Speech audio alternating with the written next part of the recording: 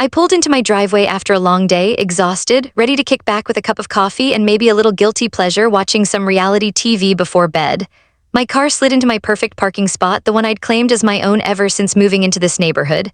You know the spot I mean, right in front of my door, close enough for minimal steps and maximum convenience. Heaven. But tonight, that heaven had vanished. At first, I thought my eyes were playing tricks on me. A massive black SUV, so oversized it practically looked like it belonged in a construction site, was sitting smack in my spot. And of course, it wasn't just any car, it was Karen's son's car. Yes, that Karen, the woman who treats our HOA like a personal kingdom, wielding her rulebook like a sword and a gavel at the same time. I stopped the car mid-reverse and stared. My brain did that weird slow-motion thing, you know, the one where reality feels absurd like a bad sitcom. I blinked. Twice, nope, still there.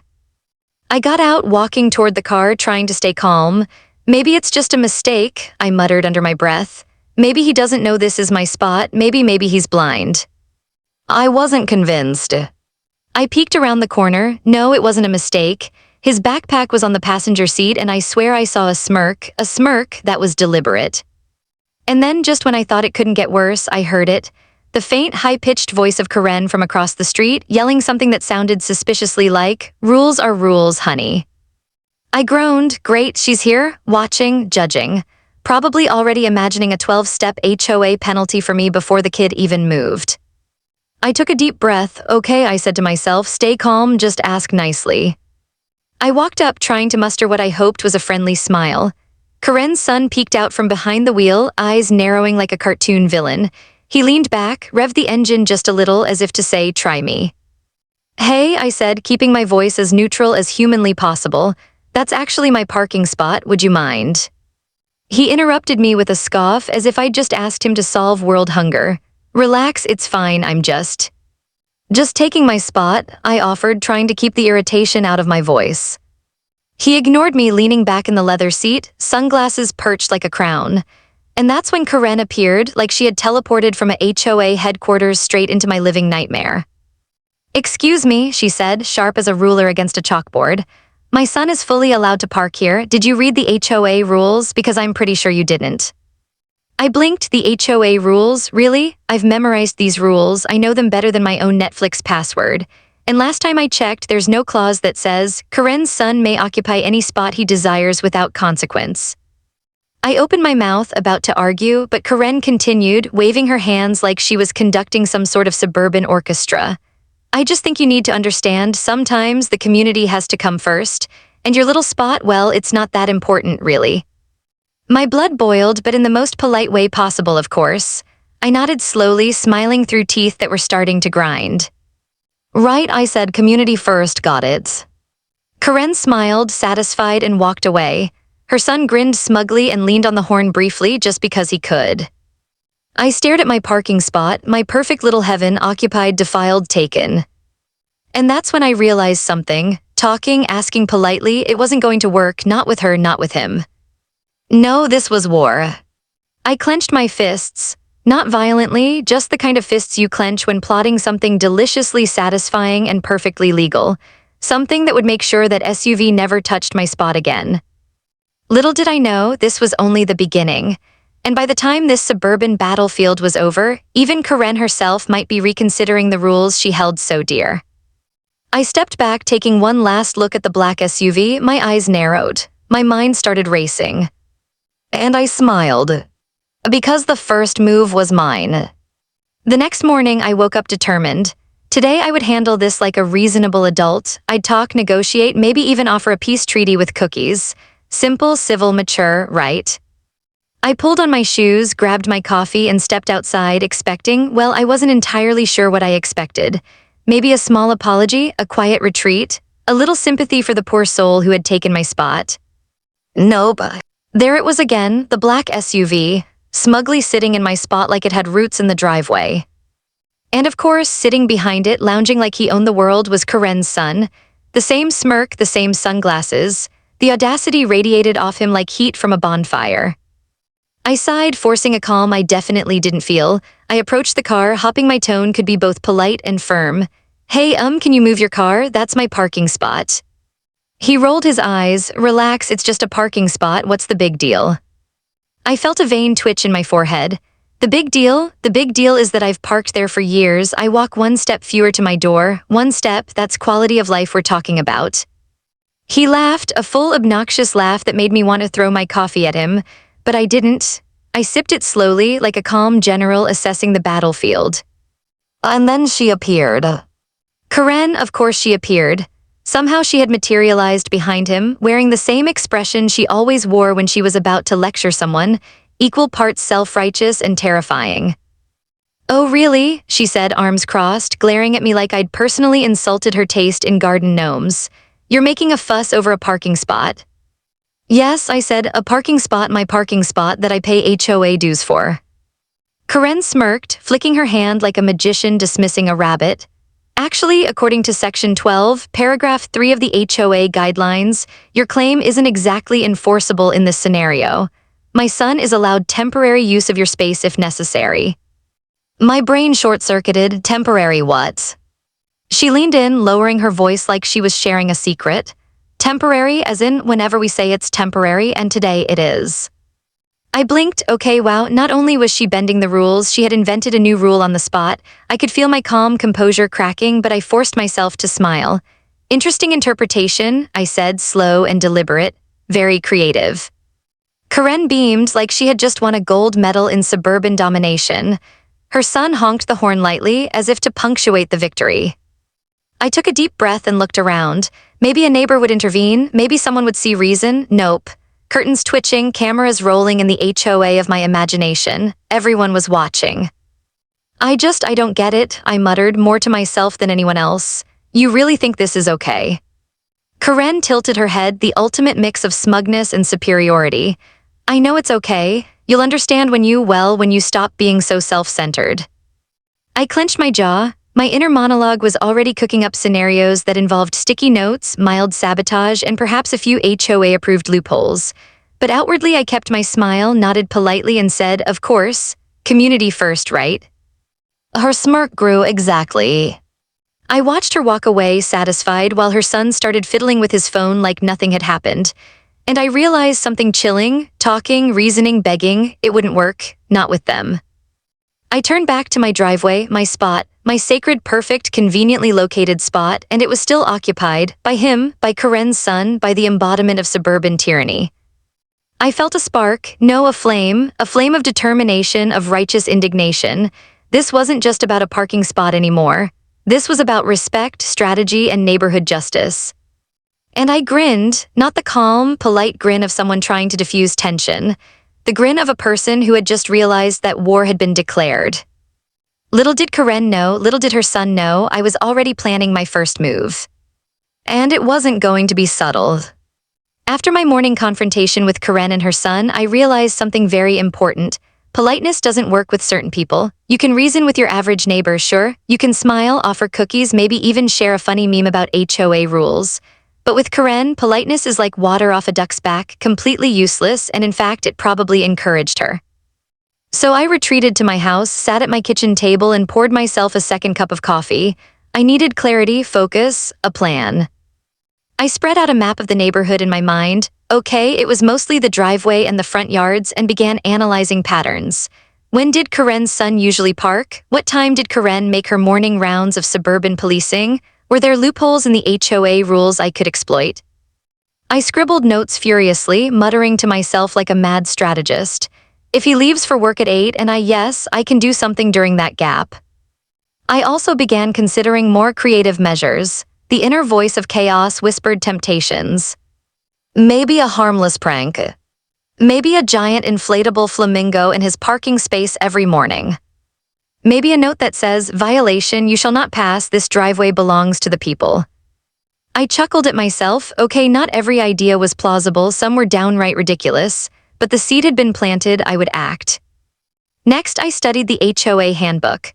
The tiny print, the obscure clauses tucked away like hidden treasure, this was my arsenal. I found a few rules Karen might be conveniently ignoring, mostly about temporary parking limits, blocking neighbors, and vehicle registration compliance. The more I read, the more I realized the irony. Karen was the one bending the rules, and she didn't even know it. Then came the mental montage of scenarios. I pictured her son trying to escape my plot, frantically honking, backing into the neighbor's mailbox, maybe even attempting to bribe a neighbor. I laughed, but I knew I had to stay grounded. No illegal actions, no vandalism, just strategy, timing, and a little psychological warfare. I paced, I plotted, I even practiced my friendly HOA smile in the mirror, because if Karen or her son caught even a hint of my plan too early, it might fail. The key was subtlety, patience, and timing. By mid-afternoon, my plan began to take shape. It would be a multi-step operation, starting small to test the waters. First, a warning, a little psychological nudge to make them realize their audacity had consequences. Then, if necessary, more assertive moves. All within the legal limits, of course, because I didn't want to end up on the wrong side of the HOA myself. I even imagined the faces of the neighbors. Some might notice my maneuvers, some might get involved accidentally, and some, well, they'd just enjoy the show from the safety of their porches. Suburban theater at its finest. I sipped my coffee again, savoring the quiet before the storm. The thrill was intoxicating. Planning revenge isn't just about action, it's about patience, anticipation, and imagining every possible outcome. I was becoming a master strategist in my own small, suburban universe. As the sun dipped lower, I stepped outside to survey the driveway. There it was, the black SUV, defiant, smug, untouched. I narrowed my eyes, not for long, I whispered. The first move had to be precise. Something small, legal, and just annoying enough to send a clear message. My spot was not for taking. I thought of a tactic that could be done before dinner, when Karen was likely to be busy fussing over the garden or her meticulously pruned rose bushes. Timing was everything. One wrong move and the plan could be discovered before it even started. I backed inside, pen in hand, making a checklist. Gather evidence of repeated illegal parking. Craft a convincing official notice. Determine the perfect moment to execute. Maintain composure at all times, Karen is watching. By the time night fell, I felt ready. I had studied, plotted, and envisioned every step. This wasn't just about a parking spot anymore, it was about sending a message. A message that said, "You do not mess with me or my spot." As I turned off the lights and prepared for bed, I glanced out the window at the SUV. It sat there, unaware of the storm about to descend. And in that moment, I smiled because I knew one thing for certain. The next move was mine, and it would be unforgettable.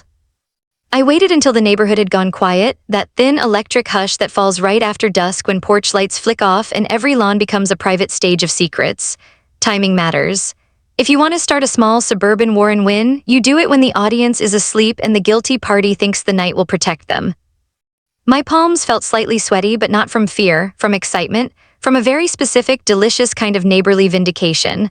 I double-checked the little kit I'd prepared. A legal notice, a stiff clipboard to make it look official, a roll of adhesive that wouldn't damage paint, and my phone on silent, because dramatic justice isn't helped by ringtone interruptions. I stepped onto the porch like a postal inspector on a secret mission and crossed the yard. The SUV sat where it always did, huge and smug under the streetlight, casting an unreasonable shadow over my driveway.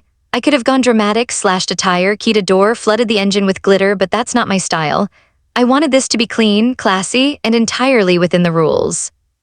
I pulled the notice from my folder. I'd spent the afternoon crafting it so it looked official without actually being fraudulent. It read like this: Notice, unauthorized parking, immediate attention required. Please contact HOA compliance. It had an HOA-style logo I'd mocked up, very convincing, references to vague ordinances, and a polite but firm deadline: move vehicle within 24 hours or further action may be taken. I slipped it under the windshield wiper and stepped back. My heart did an embarrassingly theatrical little thump of triumph. This was the nudge, the seed of doubt I wanted to plant in their minds. A formal-looking report makes people nervous, it makes them act without thinking, and if anyone in that household cared even slightly about appearances, they'd respond. A car rolled by, I froze, holding my breath as if I'd been caught trespassing on sacred turf. The neighbor's headlights swept past, then away. Nothing, I exhaled. Mission accomplished. I melted back into the shadows like some suburban ninja. The next morning, I watched from my blinds like a hawk. It's amazing how much drama can live in a driveway.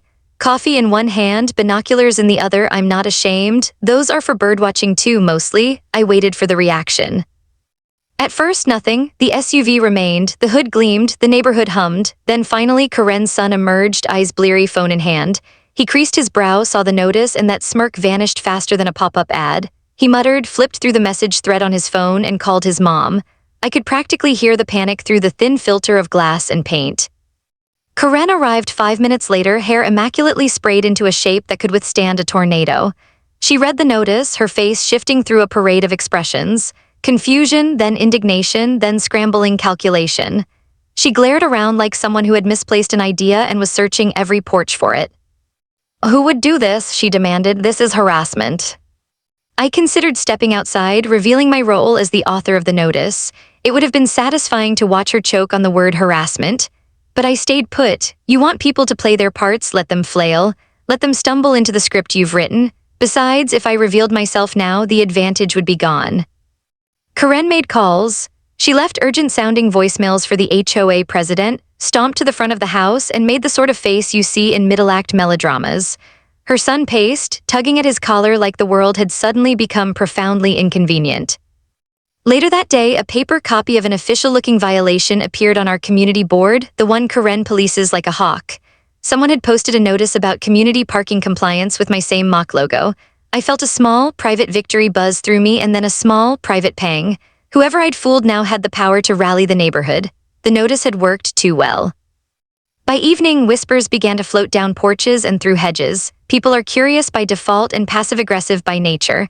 Conversations stretched into the yards. "Did you see the notice? I heard someone posted it." "Who would do that?" My little move had started a ripple. I loved the ripple. But I also realized ripples can become waves when more people get involved. Then came the text from an unknown number. It read, "We know who did this. Don't overstep. Leave it alone." My stomach tightened. The thrill turned into an edge. Whoever sent that text wanted to intimidate, to warn, to make sure I knew there were consequences for meddling with Karen's family. I stared at the screen, fingers numb. For the first time since this began, I felt seen, really seen, and not in the way I wanted. I should have been scared, maybe I was a little, but mostly I felt a fierce, steady resolve.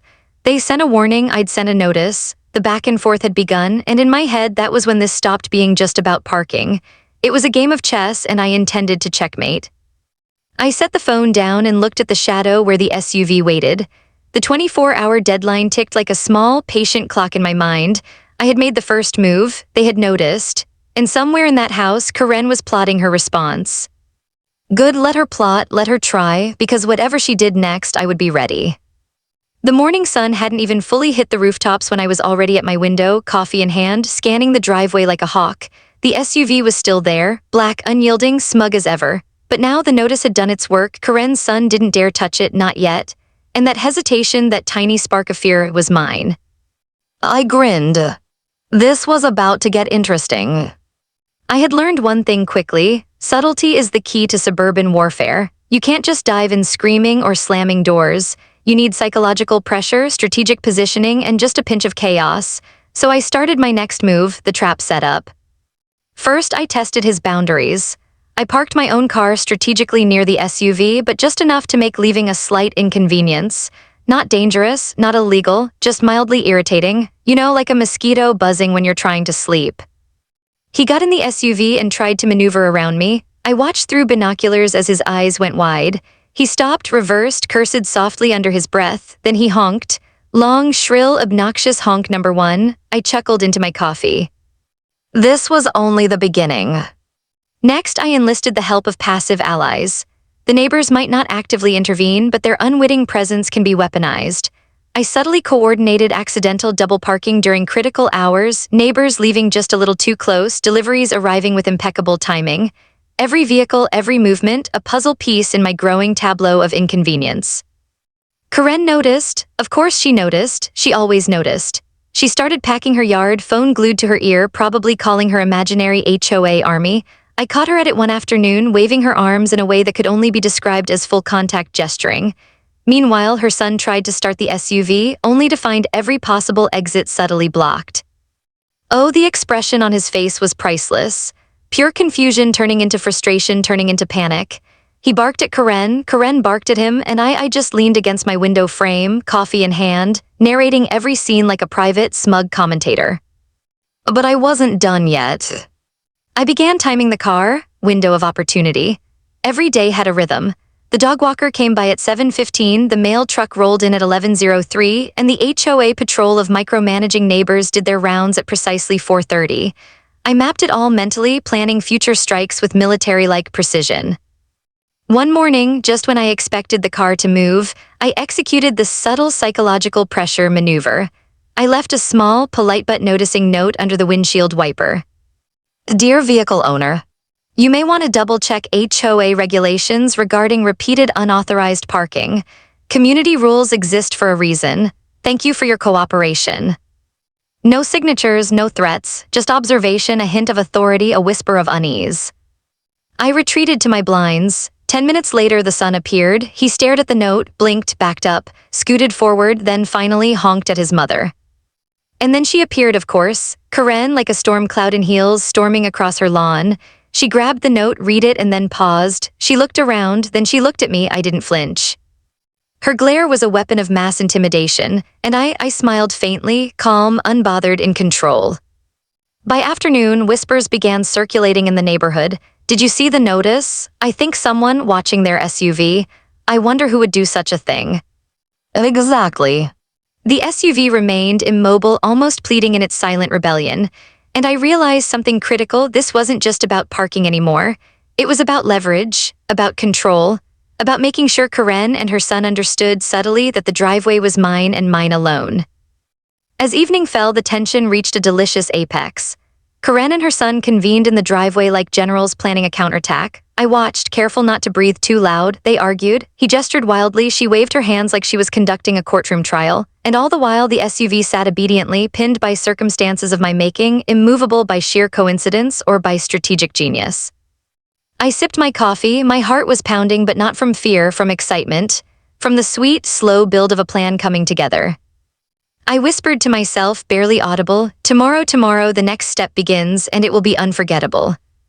Because in this little suburban battlefield, I had the advantage of patience, creativity, and a willingness to wait for the perfect moment. And Karen was about to learn that parking spots are serious business. It was Saturday morning, the kind of morning that seems peaceful to everyone else but feels electric if you're waiting for a suburban showdown. I'd been watching the SUV from my blinds for hours, coffee cup in hand, mentally rehearsing every possible scenario. And then I saw it, Karen marching down her driveway like she was about to storm a castle.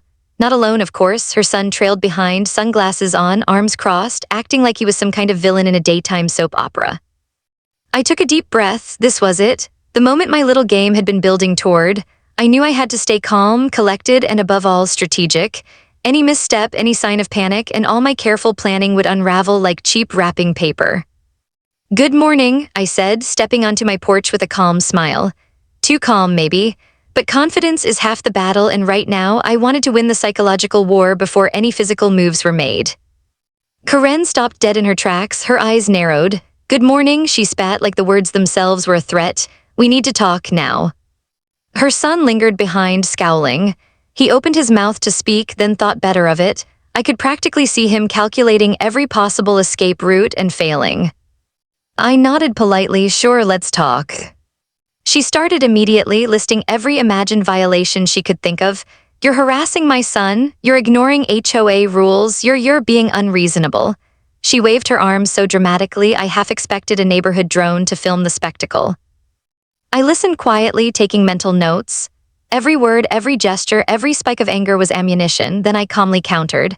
Actually, according to the HOA Handbook, Section 12, Paragraph 3, temporary parking in another residence space is allowed only in case of construction, deliveries, or emergencies.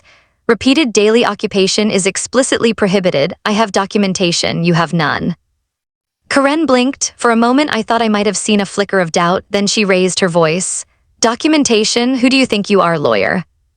Her son shifted his weight nervously. That's when I decided to escalate the tension in the most effective way, subtle, precise, and legal. I stepped closer, placed a folder on my porch railing, and opened it so she could see the neatly printed logs, dates, times, pictures of the SUV in my spot.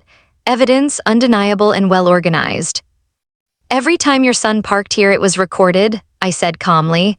The notices, the times, the photos, it's all here. You can dispute it if you like, or you can acknowledge the repeated violations. Karen's mouth opened, closed, and opened again. Her face went through a whole spectrum: shock, indignation, disbelief, fury. Her son glanced at her, then at me, then back at the folder. Finally, he muttered something under his breath that sounded like, "We didn't expect this." The neighbors, of course, were watching. Windows cracked open, curtains tugged aside. A few even stepped onto porches, pretending to water plants, but I could see the smirks and knowing looks. The neighborhood was tuned in, and everyone could feel the tension crackling in the air like static before a thunderstorm. Karen's voice escalated. You think this gives you the right to control my son's actions? This is harassment." I smiled faintly. "I'm simply ensuring compliance with the rules. The HOA handbook exists to protect everyone, not just your family." Her son groaned and ran a hand through his hair, clearly uncomfortable. I could almost see the gears turning in his head. Every move I'd made over the past few days had pushed him to the brink of frustration, and now he had nowhere to go. I leaned back against my porch railing, letting the silence stretch. Silence is a powerful tool. Let them stew in their own tension. Let them imagine all the consequences I hadn't even enacted yet. Finally, Karen spun on her heel and stormed back to her house, dragging her son behind her. I didn't follow. I didn't need to. The SUV remained in my driveway, unmoving as it had been for days. The first psychological victory was mine. I sipped my coffee, letting the adrenaline settle. The tension had peaked and the neighborhood had witnessed the confrontation. Karen was shaken, her son humiliated, and I was calm, collected, and fully aware that the next move would be the most satisfying yet. Because victory in this game isn't about yelling or threatening, it's about control. And after today, I had more control than Karen and her son could possibly imagine. I looked at the SUV, gleaming in the morning sun, and whispered to myself, "Tomorrow we escalate and it will be unforgettable." I slept like a soldier the night before, not because I was tired, but because the next day felt like the morning after a siege. I'd done all the paperwork, dotted the I's and crossed the T's. I hadn't broken a single rule. I followed them so carefully the HOA manual probably wanted to adopt me for their mascot. That was the whole point. If you're going to win a suburban war, do it with receipts and rhythm, not rage. Before dawn, I walked the neighborhood once more, just to look, to breathe, to make sure everything was in place. The black SUV sat where it had sat for days, its bulk hunched like an unlucky animal. My folder was tucked under my arm, the log of photos, dates, polite but firm notices, the official complaint filed with the HOA office, and the emailed responses that proved a pattern. Paperwork is boring until it's not, until it's the thing that gives you permission to act. At 9 a.m., an email pinged into my inbox from the HOA compliance officer. "We have reviewed your documentation. A formal notice and enforcement action have been authorized. A licensed towing vendor will be—" I read it 3 times, then grinned so wide the cat bolted from the top of the bookshelf. This was it, their stamp of legitimacy. I wasn't the vigilante, I was the neighbor who followed the rules and made the process work. I didn't have to wait long. Around, a white truck with the towing company's logo rolled up, professional and brisk. The driver, in a neat uniform and sensible shoes, hopped out with a clipboard and a look that said he'd seen small-town dramas before and preferred the ones with paperwork. He checked the notice, nodded, and then slowly, methodically placed a wheel lock on the SUV. Not dramatic, not malicious, just lawful, heavy, and immovable. The kind of thing that says, "You may be loud, but your wheels will not leave the pavement." Time slowed. The sun came out first, phone in hand, then Karen, hair in its perfect storm. They watched the technician's gloved hands with a mix of disbelief and fury. The SUV, once so smug, suddenly looked very vulnerable, like a king dethroned, its crown replaced by a padlock. Her son lunged forward, voice high and urgent. "You can't do this, we didn't," he stopped. The man with the clipboard raised a gloved hand and said in a tone that left no room for theatrics, "Ma'am, this action is pursuant to an HOA enforcement notice. There's a release process. Contact the office."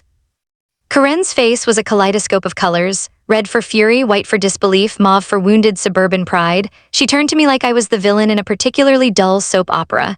"You did this," she spat. "You got them to do this to my son?" Her voice trembled, not with fear, but with the kind of righteous indignation people save up for neighborhood emergencies. I kept my voice calm.